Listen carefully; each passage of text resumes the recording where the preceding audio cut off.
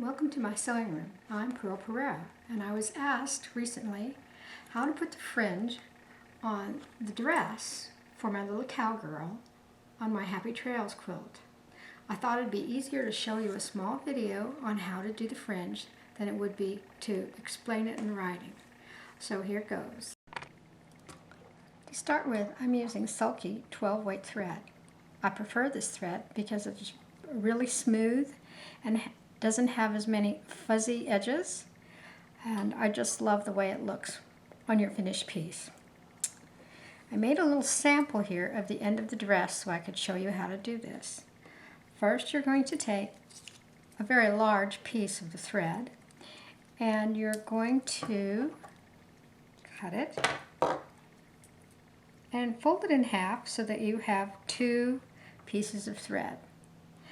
This way you don't have to do so many pieces of fringe because we're doubling it up.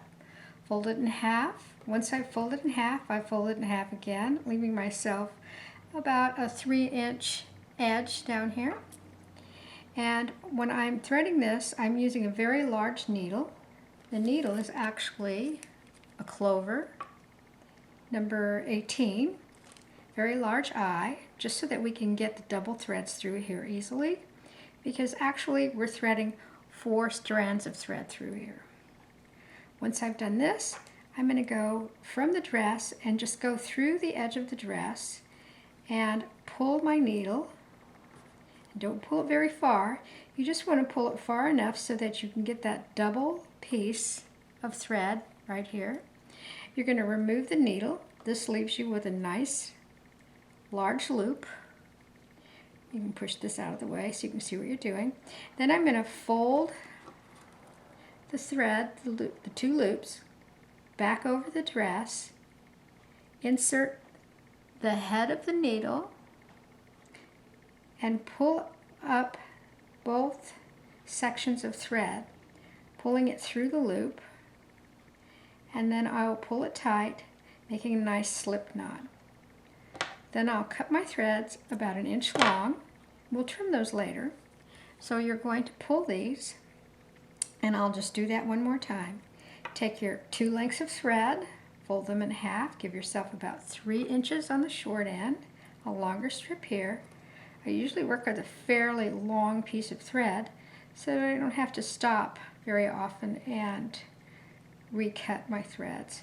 So when you're folding this loop back, just fold it back about a 1/2 inch. 1/2 inch will make it so that you don't have to pull the needle through so far. So pull the needle through. There we are. And then once I've pulled my needle through, I'm just going to pull it through enough so that I can release the threads from the needle. I have both of my threads here. I have a nice loop.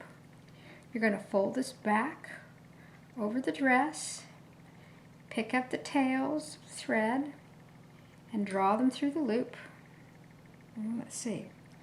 Didn't work very well that time. Okay, we'll start all over. We're going to pull this back, pull my 2 tail ends through my loop. Once I've done this, pull this nice and tight, and then trim your threads to about 1.5 inches. Move those out of the way, and you would continue about a needle's width apart.